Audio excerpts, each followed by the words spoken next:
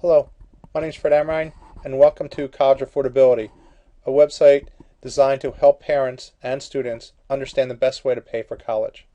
Today's program is Financial Aid Overview. With this program, we're going to give a brief overview of the different parts of the financial aid process and what you should be focused on.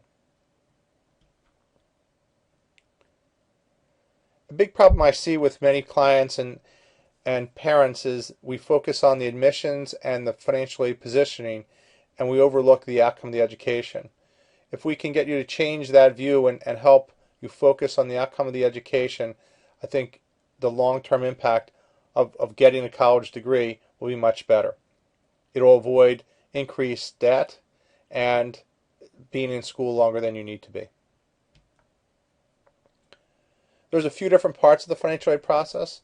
One, the timing of financial aid.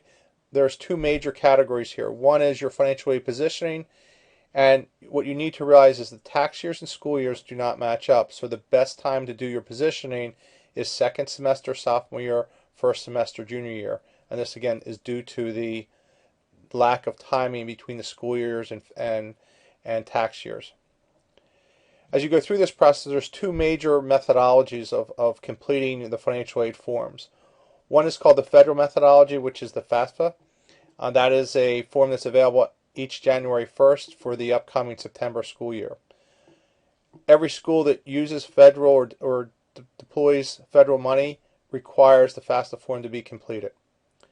The institutional methodology is a form that is specific to some schools. Again, it's a subset. And the most common form here is called the CSS profile. But some schools require or have their own forms that you need to consider. Understanding the timelines is important, and also as you go through this process, many times you will need to use estimates and then update it later on. The FAFSA methodology is now currently linked to the IRS system. There are two major categories of financial aid. One is need-based. This is based off the cost of the school you're looking at or attending, and the result of completing the financial aid forms, you get a number which is called the EFC, or expected family contribution. The difference between those two numbers is the amount of need that you qualify for. Most schools do not meet 100% of the need. The other type of aid is called merit aid. This will be given to students disregarding their financial strength, and it will usually be given for athletics, academics, or a special talent the student may have. The last major piece of the financial aid process is understanding the student loans and how to finance your child's education. Student loans come in a variety of places. One, there's the federals, there's private, and then you may, as a parent, decide to go down a personal loan basis. But all of these are important, and having a vision of the outcome and who's going to pay what loans and legally whose loans they are is an important process you need to understand. There's different videos throughout this website that will cover each of these topics in more detail. As you go through this process in selecting a college, you need to understand the environment from a financial standpoint. If anything you get out of these videos is that understanding that college is a business and that you need to approach your decision as a business decision. That seems somewhat harsh, but it's an important part to realize because more and more of this, we're getting more sophisticated. Another thing you need to consider is some of the careers are requiring more education. This requires more time in school and more money, and then how you're going to finance that. Once a child has their undergraduate degree, they will qualify for Grad Plus loans and things like that. But again, this is where the return of that investment needs to be understood before you make that decision.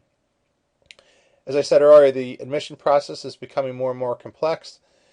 Because of the age of electronics, schools are able to better track and see who is interested in their schools. They're able to see how many visits you've made on their website. If you've made an in-person visit, we highly recommend when you narrow your list of schools down that you visit the schools while they're in session to see the personality of the school. All of those things are more and more important as you go through this process. Also, our children, once they graduate, are facing a global economy. So more and more jobs are moving overseas because of the economics of it. And I think there's a misunderstanding that these jobs are just manufacturing jobs. Many more college type or professional careers are moving across the ocean just because of economics.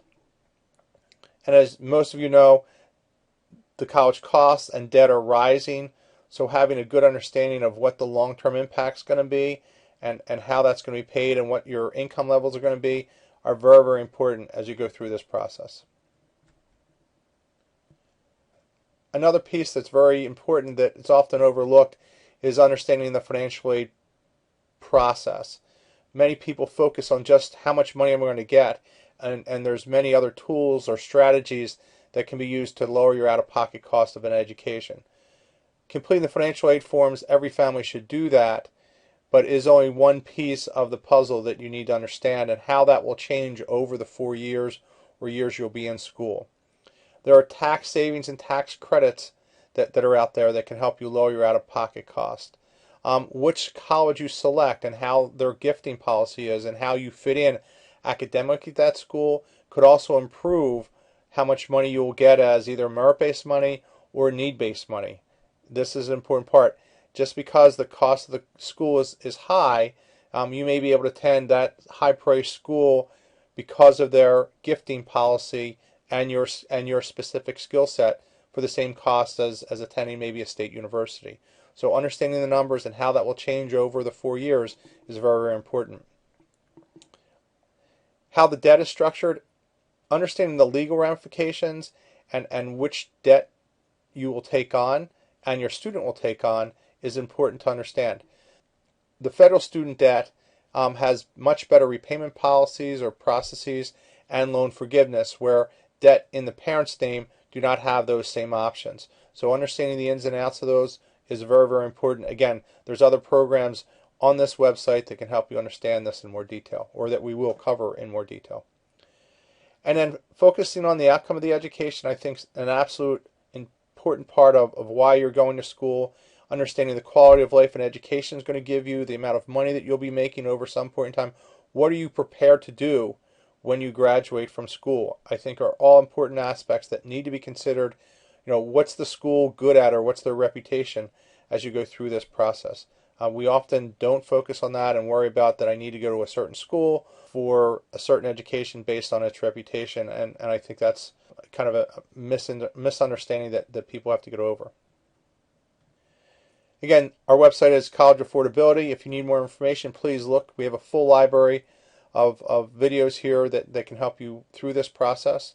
This website is called College Affordability, which focuses on the college planning side. We also have another website called Repay 411, which can help parents learn how to pay the loans back the best way. It has loan forgiveness information and loan consolidation information. So hopefully this is all helpful to you, and please visit the other videos on this website and information to help you through this process. Good luck.